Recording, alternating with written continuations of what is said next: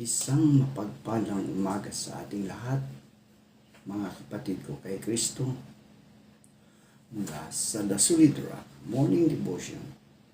Isang kagalakan na muli tayo ay makapagbulay-bulay sa salita ng Panginoon sa umagang ito. Mga ilang minutong pagbubulay-bulay ng mga salita ng Panginoon upang papurihan at sambahin ang ating Panginoong Jesucristo. Yan. Isang magandang maulang umaga, mga kapatid ko kay Kristo. Ingat tayo dahil may mga lugar na binabaha at ingat tayo sa mga sakit ng lipoviruses, no? Kaya mga kaibigan, mga kapatid, huwag lumabas ng ating bahay kapag wala namang importanteng lakarin. Kaya sa panahon ngayon, pagninilayan natin ang salita ng Diyos, di ba? Kasi ito isa bagong pagkakataon upang siya ay pasalamatan, purihin at paglingkuran. Kahit sa panahon na hindi maganda, ang lahat ng bagay ay ating pasasalamatan sa ating Panginoon sa Kristo. Hindi lang sa mga mabubuting bagay tayo magpapasalamat, kundi pati na rin yung hindi magandang bagay. Kaya sa bawat umaga, marami tayong kinakaharap na gawain, mga kaibigan. Responsibilidad at hamon ng buhay. Ngunit bago natin harapin ang mundo, mahalagang simulan natin ang araw na nakatingin at nakatayo sa matibay na bato, ang ating Panginoong Jesucristo. Maaring magbago ang ating kalagayan, ngunit hindi nagbabago ang Diyos. Maaring may mga bagay na hindi natin alam kung paano haharapin, ngunit maaari tayong magtiwala. Sapagkat ang Diyos ang ating lakas, gabay at kanlungan. Kaya sa umagang ito, mga kaibigan, mga kapatid, buksan natin ang ating mga puso sa presensya ng Diyos. Hayaan natin ang salita ng Panginoon ang siyang manguna sa ating mga desisyon at ang kanyang presensya ang magbigay sa atin ng kapayapaan. Simulan natin ang araw na kasama ang Diyos, sapagkat kapag si Kristo ang ating matibay na bato, mayroon tayong lakas na harapin ang anumang hamon ng buhay. Magandang umaga sa ating lahat at naway pagpalain tayo ng ating Panginoong Jesucristo. Ang ating pong pagninilayan ngayong umaga, mga kapatid ko kay Kristo, ay matatagpuan sa unang Tesalonika, Kabanata 4, talatang 16 hanggang 17. Ito po sa Magandang Balita, Biblia. Ito po ang sinasabi dito.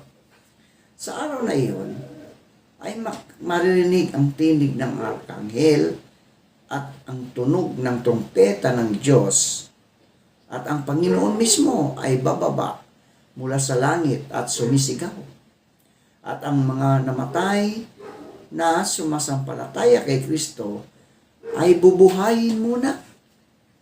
Pagkatapos tayo namang mga buhay at natitira ay titipunin sa alapaap kasama ng mga binuhay upang salubungin ang Panginoon sa himpapawid.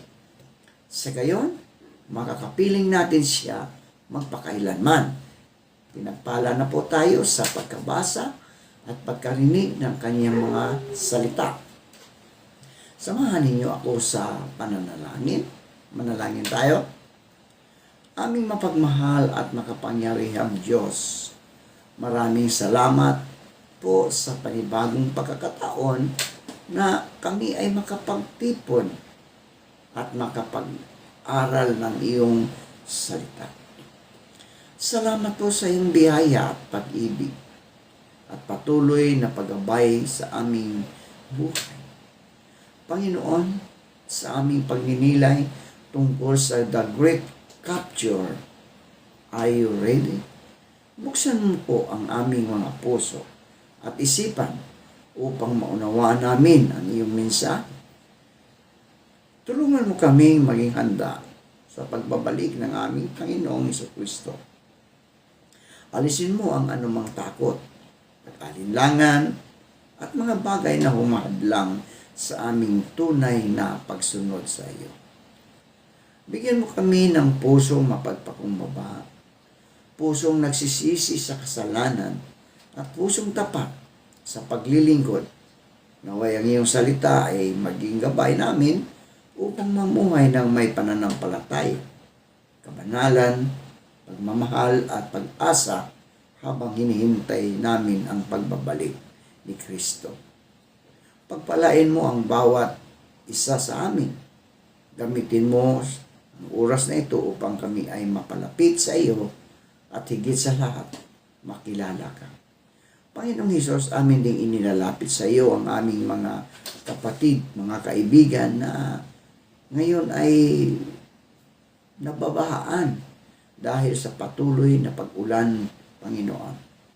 Maraming salamat dahil ang ulan ay nakapagbibigay ng lamig ng panahon at nakapagdidilig ng halaman. Bagamat, Panginoon, sobrang tubig, kaya ito po ay nagiging sanhi ng pagbaha sa iba't ibang lugar ng aming pibansa, Lord. Naway ang iyong mapagpalang kamay ang siyang madlang sa mga bahang ito at ingatan mo po ang iyong mga anak na patuloy na sumusunod sa iyong kalooban at ilayo mo po sila sa anumang kapahamakan. Maraming salamat po at ang lahat ng ito ay aming inihiling sa pangalan ng aming Panginoong Jesucristo na tagapagligtas. Amen. The Great Capture. Are you ready? Yun po ang pamagat ng ating pagninilayan ngayon. Ha? The Great Capture. Are you ready? Mga kapatid ko kay Kristo, ang pagbabalik ng Panginoong Jesucristo ay isa sa pinakamahalagang pag-asa ng bawat tunay na mananampalataya. Sa gitna ng mundong puno ng kaguluhan, takot, pagbabago at kawalan ng katiyakan, ipinapaalala sa atin ng Biblia na ang ating buhay ay hindi nagtatapos sa mundong ito. May pangako ang Diyos na muling darating si Kristo at titipunin ang kanyang mga tagasunod. Ayon sa unang Tesalonica, Kabanata 4, talatang 6, 16 hanggang 17, sinabi ni Apostol Pablo na ang Panginoon ay bababa mula sa langit. Bababa mula sa langit. Ang mga namatay na kay Kristo ay bubuhayin. At ang mga nabubuhay na mananampalataya ay aagawin kasama nila upang salubungin ang Panginoon sa himpapawid. Napakaganda mga kapatid. Para sa mga maraming Kristiyano, ito ang tinatawag na dakilang pag-aagaw o rapture. Ngunit higit sa pagiging paksa tungkol sa mga huling araw, ang mensaheng ito ay isang panawagan, mga kapatid, na sa ating kasalukuyang buhay. Hindi lamang tayo tinatanong kung alam ba natin ang tungkol sa rapture. Tayo ay tinatanong, handa ba talaga tayo sa pagdating ni Kristo? Ang pagbabalik ni Kristo ay isang pangako, mga kapatid, mga kaibigan. Ang ating pananampalataya ay nakasalig, no? Nakasalig sa pangako ni Jesus na siya ay muling darating. Ayon sa Juan Kabanata 14, talatang 3, sinabi niya, ako'y muling darating at kayo'y tatanggapin ko sa aking sarili. Diba? Napakasarap, mga kapatid ko kay Kristo. Napakahalaga ang pangakong ito sapagkat ipinapaalala nito na hindi ang mundo ang ating huling hantungan. Maaring maraming bagay ang ating pinag-ihirapan ngayon, mga kapatid. Maaari tayong makaranas ng problema sa pamilya, kakulangan sa buhay, sakit, kabiguan, pagtataksil, kalungkutan, o mga pagsubok na tila walang katapusan. Ngunit ang lahat ng ito ay hindi ang katapusan ng kwento. May darating na araw na tutuparin ng Panginoon ang kanyang pangako. Kaya ang Kristiyano ay hindi nabubuhay lamang sa kung ano ang nakikita niya ngayon. Nabubuhay siya sa pananampalataya sa pangako ng Diyos. Maaring hindi natin alam kung kailan eksaktong darating si Kristo, ngunit alam natin na ang kanyang salita ay mapagkakatiwalaan.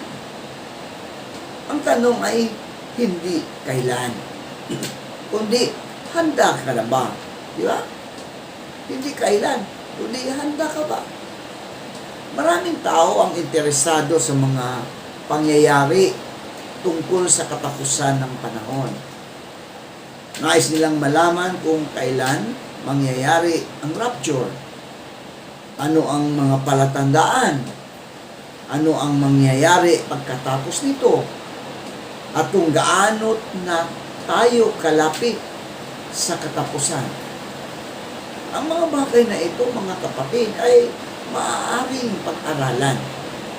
Ngunit may isang tanong na mas personal. Kung dumating si Kristo ngayon, kapatid, handa ka ba?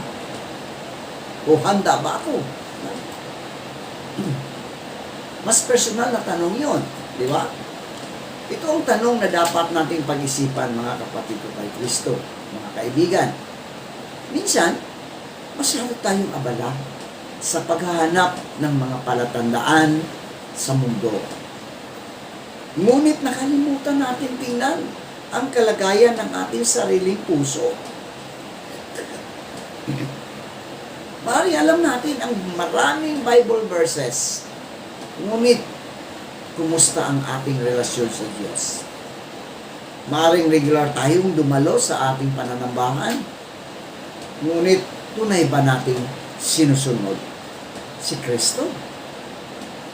Maaring marami tayong ginagawa sa iglesia, ngunit may pagbabago ba sa ating buhay? Maaring sinasabi natin tayo ay Kristiyano, ngunit ang ating pamumuhay ba ay nagpapakita ng pananampalataya? Ang tunay na paghahanda para sa pagbabalik ni Kristo ay hindi lamang kaalaman tungkol sa propesiya. Ito ay buhay na nakasuko sa Panginoon. Ang paghahanda ay nagsimula sa pagsisisi, kapatid. Kaibigan, nagsisimula sa pagsisisi. Kapag naririnig natin ang salitang paghahanda, maaaring iniisip natin ang mga bagay na kailangan nating gawin sa labas.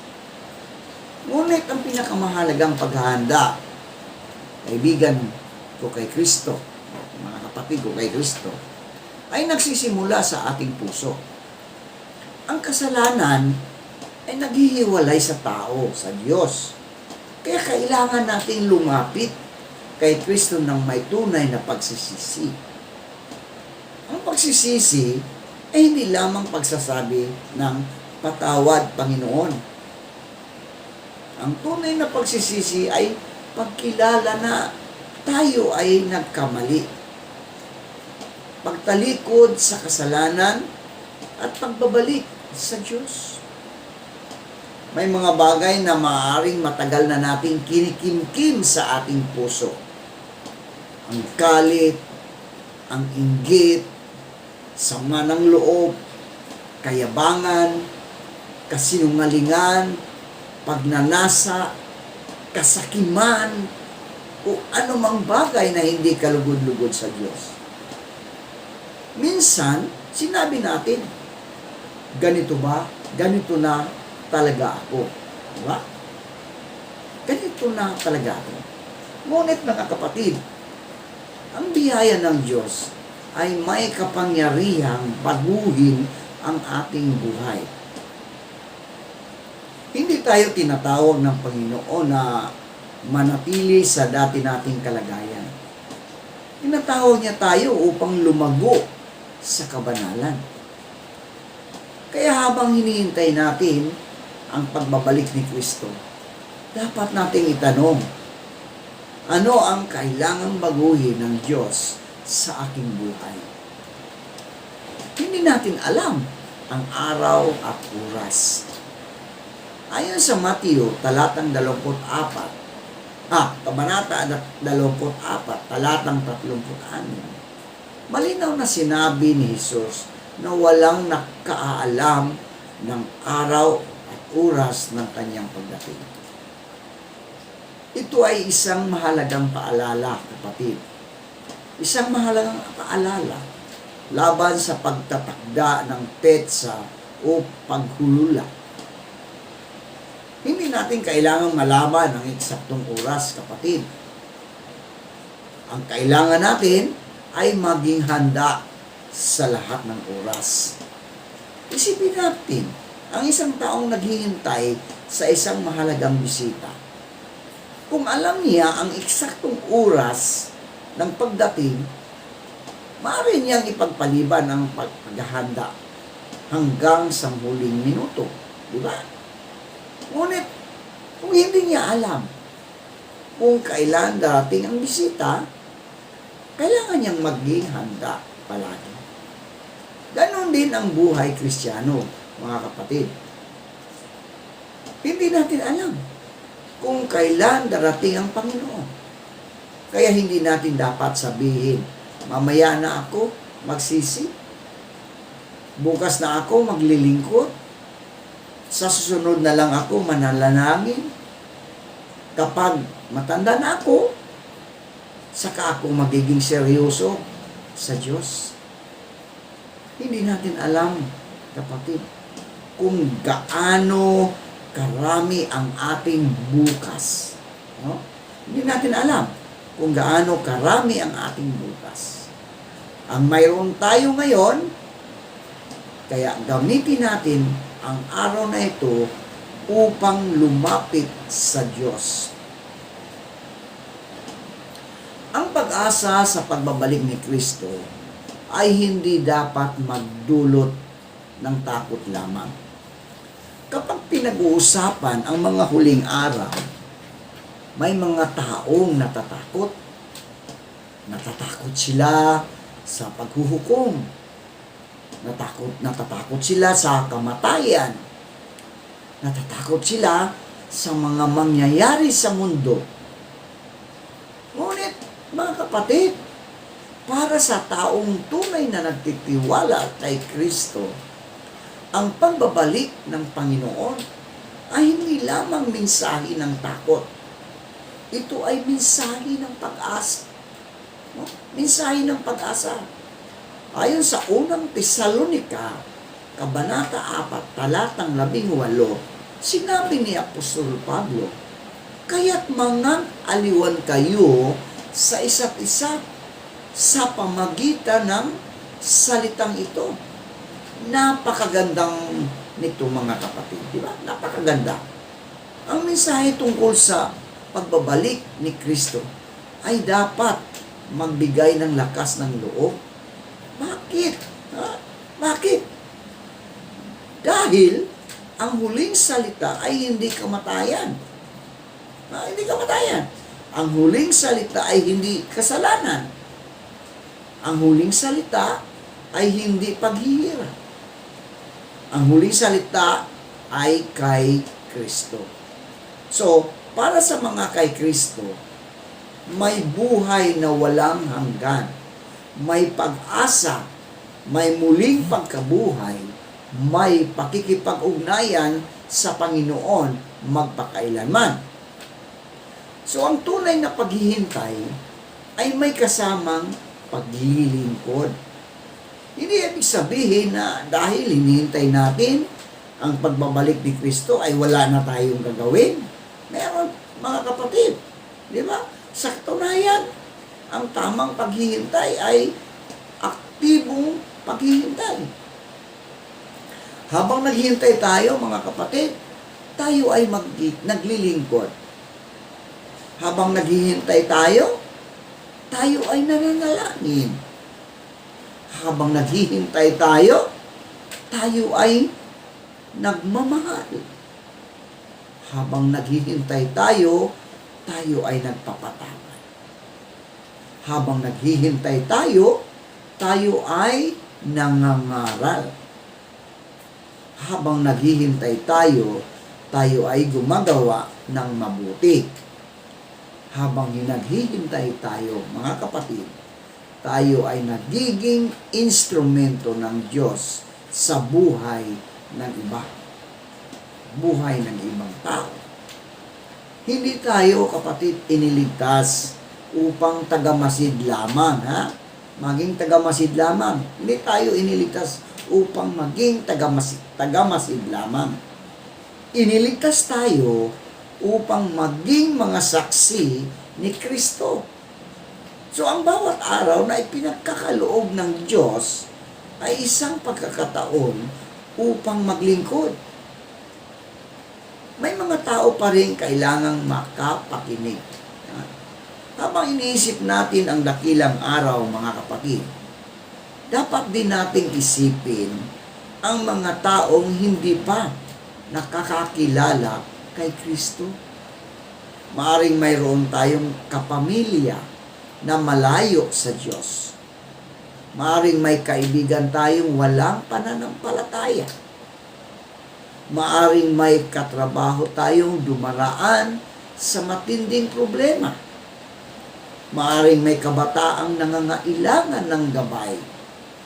Maaring may taong nakikita nating masaya sa labas, ngunit sa loob ay puno ng sakit at kawalan ng pag-asa. Tayo ay maaaring maging paraan ng Diyos upang maipakita sa kanila ang kanyang pag-ibig. Kaya ang tanong ay hindi lamang, handa ba ako sa pagbabalik ni Kristo? Dapat din nating itanong, kapatid, may ginagawa ba ako upang matulungan ang iba na makilala si Kristo? So, ang mabuting balita ay hindi lamang para sa atin, mga kapatid. Ito ay para sa lahat. Ang mundo ay hindi dapat maging ating pangunahing sandigan.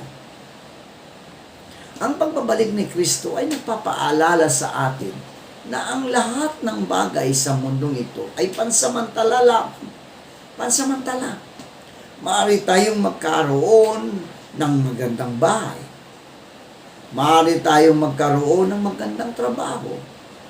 Maraming pera. Mataas na posisyon. Magandang pangalan. At maraming ari-arian. Ngunit, kapatid, o kay Kristo, kaibigan, lahat ng ito ay maaaring mawala. Walang anumang bagay sa mundo na permanenteng pag-aari natin, kapatid o kaibigan. Kaya hindi masama ang magtrabaho. Hindi masama ang magplano, mag-ipon, at magtagumpay. Ngunit, kapatid, hindi dapat maging Diyos ang mga bagay na ito. Kapag dumating ang araw ng ating pagharap sa Panginoon, hindi natin madadala ang ating kayamanan, kaibigan. Hindi natin madadala ang ating kayamanan. Ang pinakamahalagang tanong ay, ano ang ginagawa ko para kay Kristo? At higit sa lahat, ako ba ay kay Kristo? So, ang banal na pamumuhay ay bahagi ng paghahanda. Kung tunay nating hinihintay si Jesus, dapat makita ito sa ating pamumuhay, mga kapatid o mga kaibigan. Ang ating paghihintay ay dapat magbunga ng kabanalan. Dapat tayong maging maingat sa ating pananalita. Dapat tayong maingat, maging tapat sa ating mga gawain. Dapat tayong maging mapagmahal sa ating pamilya. Dapat tayong maging mapagpatawad sa mga nakasakit sa atin. Dapat tayong umiwas sa mga bagay na naglalayo sa atin sa Diyos. Hindi tayo namumuhay ng banal upang bilhin ang ating kaligtasan, mga kaibigan o mga kapatid. Tayo ay namumuhay ng banal dahil tayo ay tumanggap ng biyaya ng Diyos. So, ang biyaya ng Diyos ay hindi lisensya upang na magpatuloy sa kasalanan. Ang biyaya ng Diyos ay kapangyarihan upang mabuhay para kay Kristo. Ang pinakadakilang pangako, mga kapatid, mga kaibigan, makakasama natin ang Panginoon. Iyon ang pinakadakilang pangako, yung makakasama natin ang Panginoon. Ang pinakahangahangang bahagi sa unang Tesalonica, Kabanata 4, talatang 17, ay ang pangakong makakasama natin ang Panginoon magpakailanman. Ito ang tunay na puso ng ating pag-asa, mga kapatid ko kay Kristo. Mga kaibigan, hindi lamang tayo naghihintay ng isang pangyayari. Hinihintay natin ang isang persona, si Jesucristo. Siya ang ating tagapagligtas, siya ang ating Panginoon, siya ang ating pag-asa, siya ang ating kapayapaan. At sa huli, siya ang ating makakasama magpakailan. Napakasarapan niya. Napakasarap, mga kapatid ko kay Kristo, na makakasama natin ang Diyos magpakailanman. Di ba? So, kapag nawala ang lahat ng bagay sa mundong ito, mga kaibigan, si Kristo ay sapat na. Kapag natapos ang ating paglalakbay dito sa lupa, si Kristo ay naghihintay. Kapag dumating ang araw ng kanyang pagbabalik, ang tunay na sa kanya ay makakasama niya magpakailanman. Mga minahal na kapatid ko kay Kristo, ang dakilang pag-aagaw ay hindi lamang isang doktrina na dapat pagtalunan. Ito ay isang mensaheng dapat magbago sa ating pamumuhay. Hindi natin alam kung kailan darating ang Panginoon. Diba? Hindi natin alam. Ngunit, alam natin na darating siya. Hindi natin alam ang oras o araw. Ngunit alam natin na ang kanyang pangako ay tiyak. Kaya habang naghihintay tayo, mga kaibigan, mga kapatid, huwag tayong mamuhay ng pabaya. Huwag nating ipagpaliban ang pagsisisi. Huwag nating ipagpaliban ang pagpapatawad. Huwag nating ipagpaliban ang paglilingkod. Huwag nating ipagpaliban ang pagbabahagi ng mabuting balita. Huwag nating ipagpaliban ang pagbabalik loob sa Diyos. Ngayon na, mga kapatid ko kay Kristo, o mga kaibigan, ngayon na ang panahon upang lumapit kay Kristo. Kung ikaw ay nanghihina, kapatid, kaibigan, bumalik ka sa Kanya.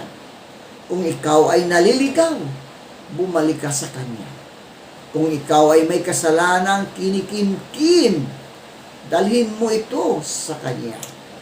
Kung ikaw ay nasasaktan, ibigay mo sa Kanya. Kung ikaw ay natatakot sa hinaharap, magtiwala ka sa Kanya. kung ikaw ay naghihintay sa kanyang pagbabalik. Maghintay ka ng may pananampalataya, ng may kabanalan, at ng may pag-asa. Sapagkat ang pinakamahalagang paghahanda, kapatid, kaibigan, ay hindi ang malaman natin ang lahat tungkol sa mga huling araw. Ang pinakamahalagang paghahanda ay ang maging tunay na kay Kristo. Tunay na kay Kristo. Kaya sa pagtatapos ng ating pagninilay ngayong umaga, mga kaibigan, itanong natin sa ating sarili, handa na ba ang puso ko? Handa na ba ang puso ko? Tapat ba ako sa Panginoon? May kasalanan ba akong kailangang pagsisihan? May taong kailangan kong patawarin? May gawain ba akong dapat kong gawin para sa Panginoon? May taong kailangan kong abutin ng mabuting balita. At higit sa lahat, mga kaibigan, kung dumating si Jesus ngayon, kaibigan, handa ba akong salubungin siya? O handa ba tayong salubungin si Jesus? Naway matagpuan niya tayong hindi natutulog, mga kaibigan. No? Hindi natutulog sa pananampalataya, kundi gising, nananalangin, naglilingkod, umiibig, at nanatiling tapat. Ang Panginoon ay darating. Ang Panginoon ay darating. Kaya tayo ay mamuhay na handa. Maranatha, halina, Panginoong Hesus. Nanalangin tayo. Aming mapagmahal na Ama, maraming salamat po sa iyong salita at sa mensaheng aming napakinggan tungkol sa dakilang pag-agaw. Handa ka ba? Panginoon, tulungan mo kaming mamuhay ng laging handa sa pagbabalik ng aming Panginoong Hesukristo. Linisin mo ang aming mga puso sa anumang kasalanan. Alisin ang aming mga pag-aalinlangan at palakasin ang aming pananampalataya. Turuan mo kaming maging tapat sa pananalangin, pagsamba, paglilingkod, at pagbabahagi ng mabuting balita. Tulungan mo kaming patawarin ang mga nakasakit sa amin at magmahal sa aming kapwa. Habang hinihintay namin ang iyong pagbabalik, naway hindi kami maging pabaya, kundi maging mapagbantay, matatag, at tapat hanggang wakas. Panginoon, kapag dumating ang araw na kami ay iyong tawagin, naway matagpuan mo kaming handa at nanatiling nakakapit sa iyo. Maranatha, halina, Panginoong Hesus. Ang lahat ng ito ay aming dalangin sa pangalan ni Hesukristo na aming Diyos at tagapagligtas. Amen at amen.